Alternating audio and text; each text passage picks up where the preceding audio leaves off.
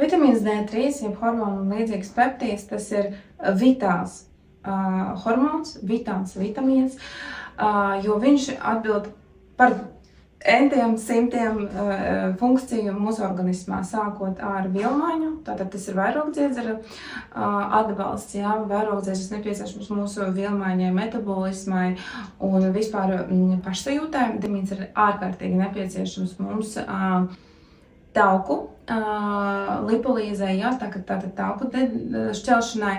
D vitamīns ir nepieciešams imunitātei, jā, tātad viņš pasargā mums imunitāti, bet ne tikai mūsu kopīgo imunitāti, bet viņš ir ārkārtīgi svarīgs arī ādas imunitātei. Tas nozīmē, ka D vitamīns ir ārkārtīgi būtisks visiem hroniskiem dermatītiem. Atopiskās dermatītes, neirodermīns, egzēmas, akne, rozācijas, vienmēr sakot, viss sektors, kur ir